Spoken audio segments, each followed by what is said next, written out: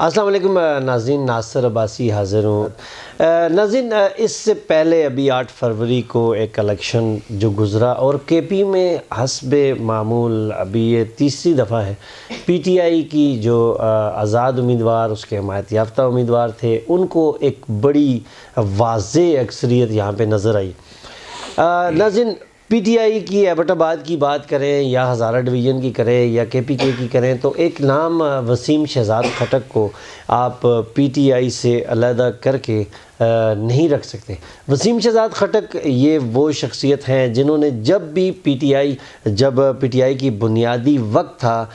جس وقت ایبٹ آباد کے اندر یا ہمارے ہزارہ ڈویژن کے اندر عمران خان صاحب کے ساتھ بہت کم لوگ جو اٹیچ تھے، اس وقت سے وسیم شہزاد خٹک ڈے فرسٹ سے انہوں نے پی ٹی آئی کو جوائن کیا اور پی ٹی آئی کے تمام جتنے بھی نشیب و فراز کے دور گزرے اس سب کے اندر وسیم شہزاد خٹک جو ہیں وہ صف اول میں رہے۔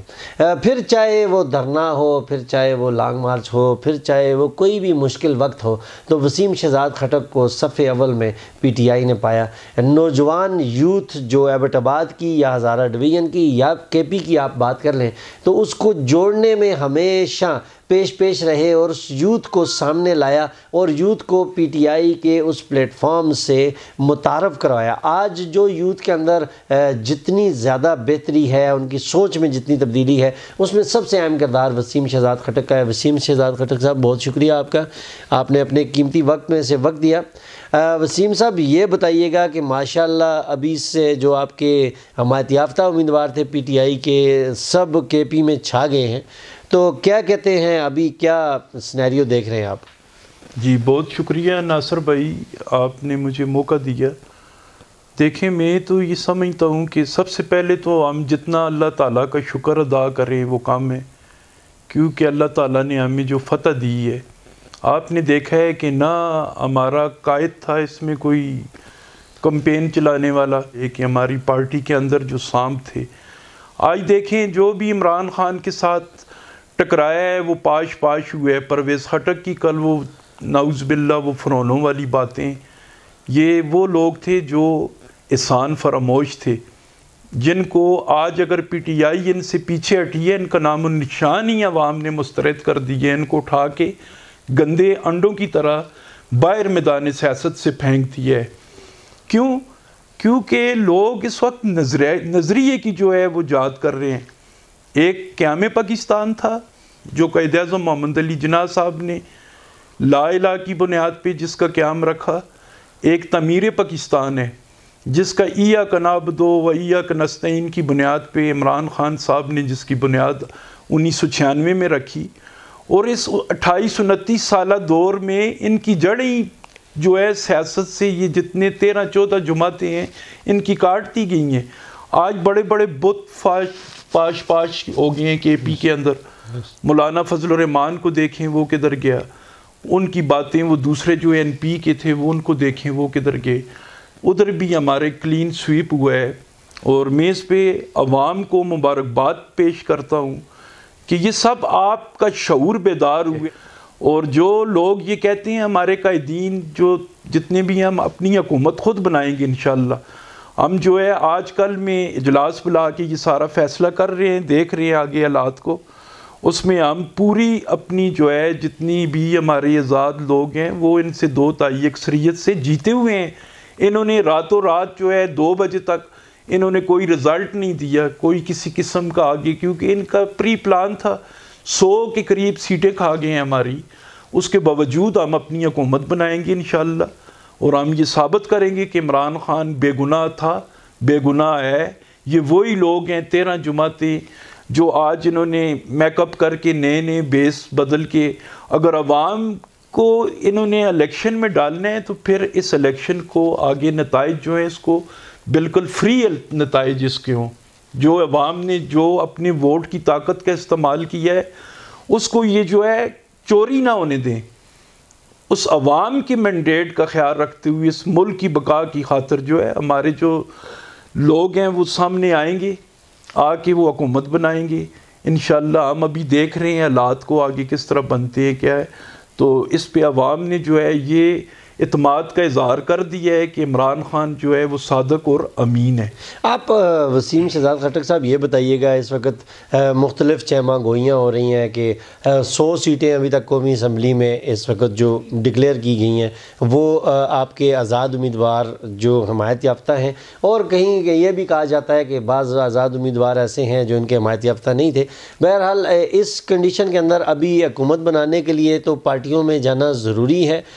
کیا سمجھتے ہیں آپ؟ کے پی میں تو ماشاءاللہ ایک بڑی اکثریت ہے، لیکن وفاق میں کیا سمجھتے ہیں؟ کسی پارٹی کو جوائن کیا جائے گا؟ کیا کیا جائے گا؟ دیکھیں آج اس سلسلے میں جو ہے یہ خان صاحب سے ہمارے جو ہے وہ جائیں گے، میٹنگ کریں گے، اس میں ہم دیکھ رہے ہیں آگے کے حالات کو،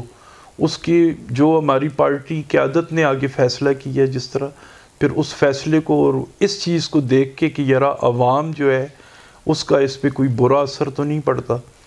عوام کا جو اس نے آپ کیا سمجھتے ہیں اتحاد کیا جا سکتا ہے وفاق میں پیپلز پارٹی کے ساتھ؟ دیکھیں ہم چھوٹے چھوٹے جو علاقائی جماعتیں ہیں ان کے ساتھ اتحاد کریں گے، جو چھوٹے چھوٹے گروپس ہیں ان سے کریں گے، اور ہم انشاءاللہ پرعزم ہیں، اس پہ پور امید ہے کہ ہم اپنی حکومت بنائیں گے، حکومت انشاءاللہ بنائیں۔ اچھا یہ بتائیے گا، یہ جو کے پی کے ہے، کے پی کے میں تو ماشاءاللہ ایک بڑی اکثریت ہے، تو ظاہر ہے جو وفاق میں فیصلہ ہوگا وہی کے پی کے میں ہوگا، اسی طریقے سے ہی آپ سمجھتے ہیں کہ کے پی کے میں چلیں گے؟ ابھی تو آپ کے پرویز خٹک صاحب اور محمود خان صاحب جیسے جو ایک بڑے نام تھے وہ تو جو پارٹی میں اس وقت ان کی ایک بڑی